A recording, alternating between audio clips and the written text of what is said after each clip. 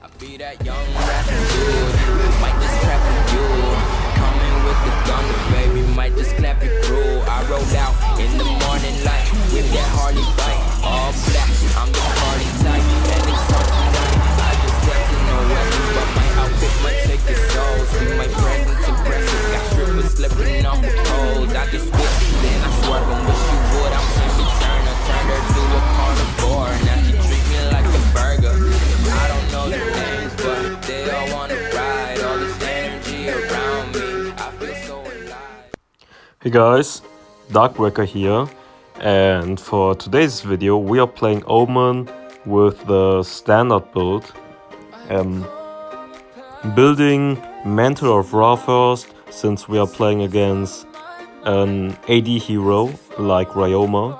And if you're playing against an AP hero like Marja or Roxy, you wanna go for Troy or Gaia's first.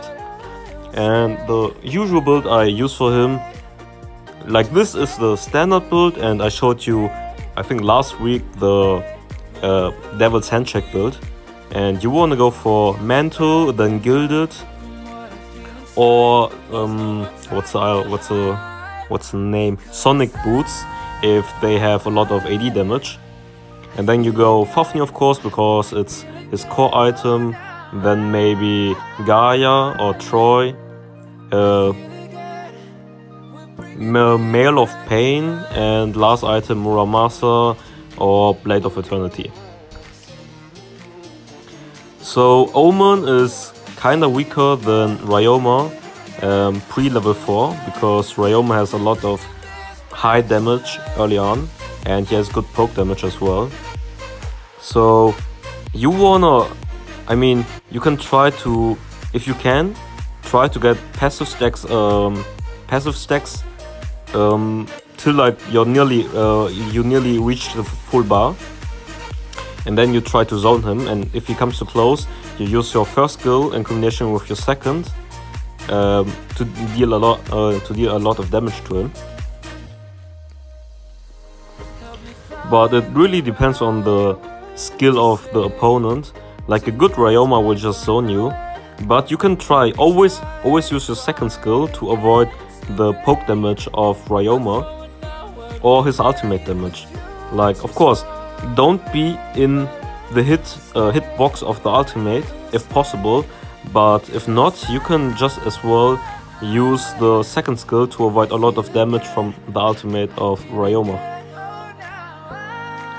As you can see, he kinda got a lot of damage from me, and we use ultimate flicker to reach him and kill him.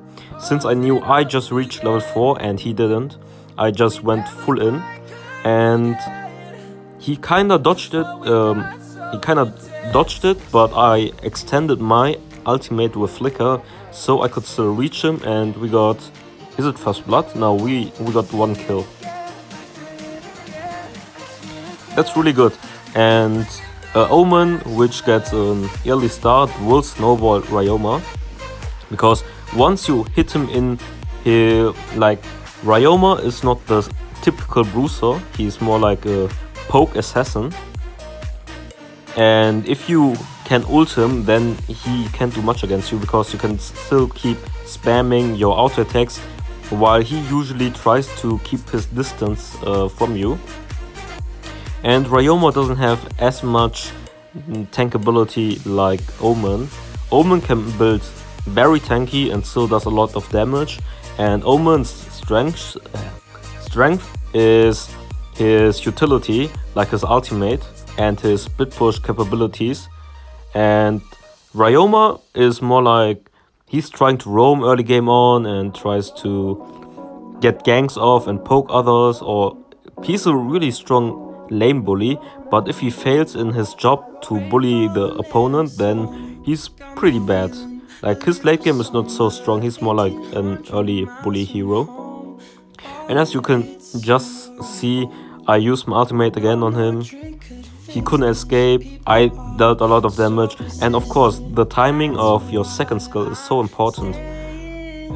you always want to avoid the big damage from your opponent. Like in this example, Ryoma's ultimate or Ryoma's second skill, use your second skill to negate a lot of damage. That's the power of Omen. Omen can avoid so much damage by timing the second skill right. I think it's a 2-second interval that you get, I don't know, 50 or 60% less damage. That's so much. And because of that, Omen, if he builds tanky, he's like nearly unkillable. Okay, right there I had to flicker. Got kinda caught, that was too greedy by me. I think I wanted to try to cut someone off and kill them, but I got caught, so I had to use flicker. And we're just focusing on farming, and if possible, either way, you try to split push as hard as possible, destroy the enemy laner, and of course, in this case, we are on red side, so we want to take red if possible if the jungler doesn't need it.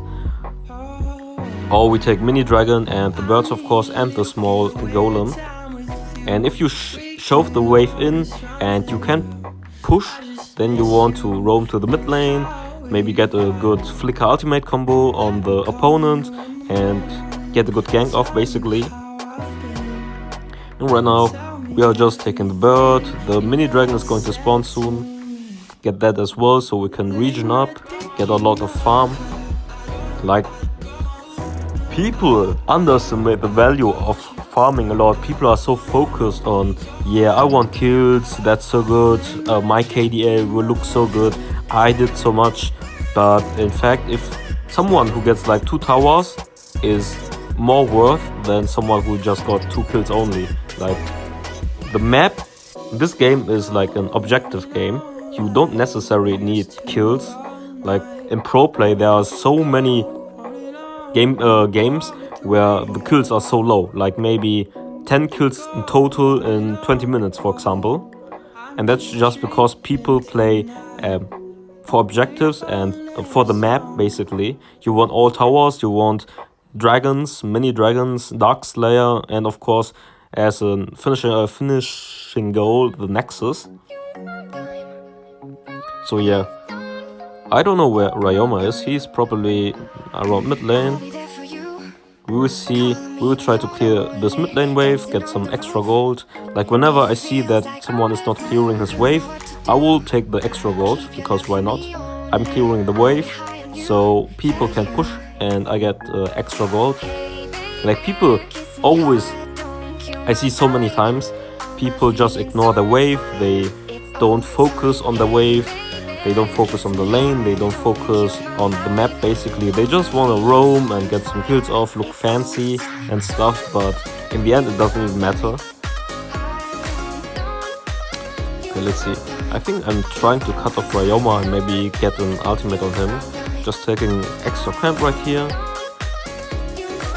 And let's see. We lost our top tower. Just waiting in the bush. I would probably just clear the wave so Raz can roam, and the wave is pushed in, so someone has to defend, of course. That, like, if the wave is pushed in, you have an opportunity, like a short time, to roam together and get the gank off or get another objective.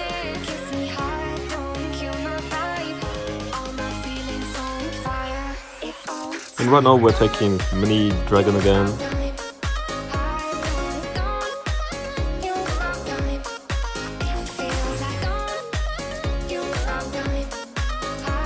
Getting the bird as well, of course. Let's see.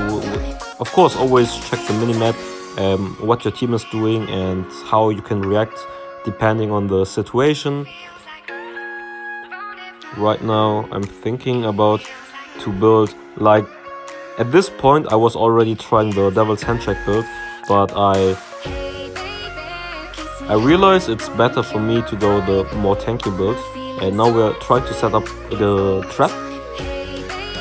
I use my ultimate on Marja, she uses her ultimate so we can target her, and we get CC'd, we get collapse on now, and yeah, that was I think the idea was good, but the execution was not that good.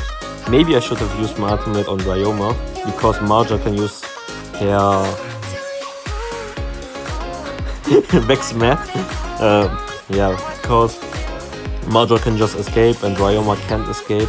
But in the end, I think we would have gotten collapse anyways, because we tried to set up a trap with 2 people against. We expected 2 people, but there were more people, so that was bad on our part to do a trap without knowing all positions.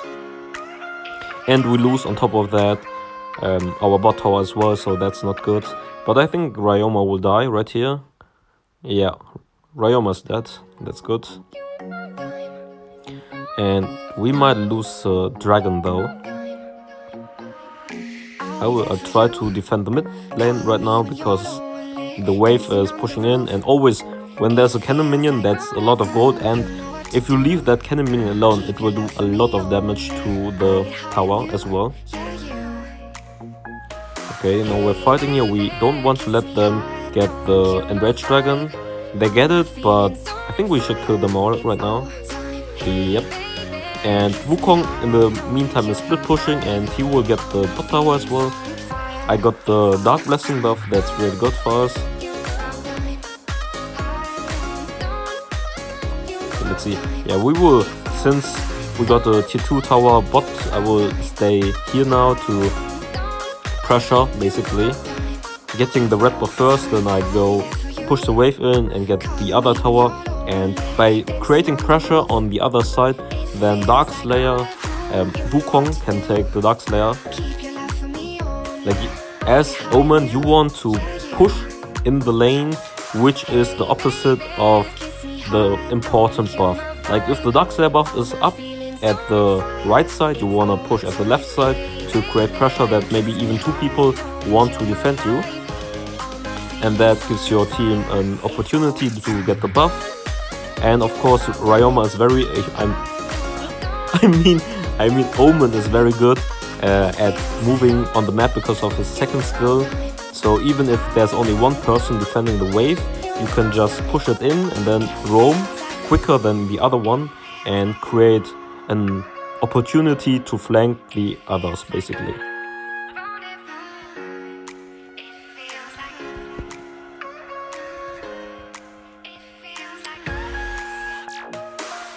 Okay, we're pushing this wave now. Like, in this scenario, we want to shove in 3 waves at the same time. So when the waves crash into the towers, they can't defend all lanes, and you will for sure get 1 or 2 towers. Like, that's the plan basically. And the timing, of course, it's not that easy. The timing to shove all 3 waves in at the same time, that requires a lot of coordination, and for solo queue it doesn't work always. Like, maybe at high elo, very high elo, like top 20 would do that right, and of course in pro play, but since it's here, it's solo queue here, it doesn't work always. So usually you can do a 2-lane pressure, but 3 ways into the tower is pretty hard to do and coordinate in solo queue.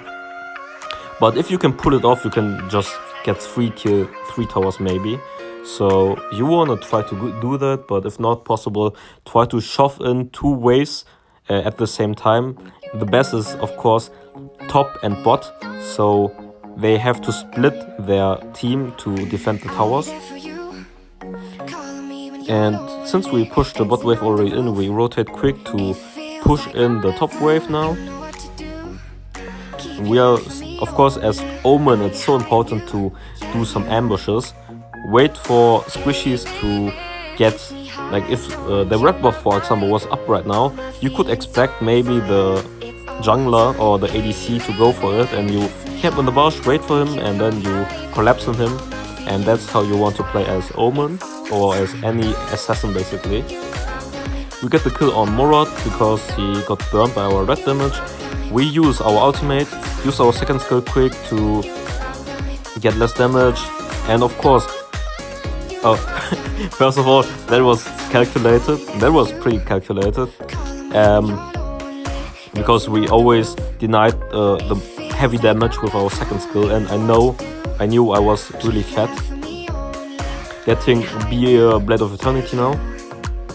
Oh, I forgot my thought that I wanted to say earlier. Okay, I will flicker ultimate on her. Gonna see the opening, and right now, get on her. I missed my first skill, but it doesn't really matter. And that's game. So, good game. Yeah, like I said, I forgot. Oh, now I have it again. So the first skill, you always want to use your first skill very early on. And because of your passive, each time you use your auto attack, the cooldown of the first skill gets reduced, so you can spam it a lot more often. Okay, that's about it. I hope you liked the commentary and see you next time.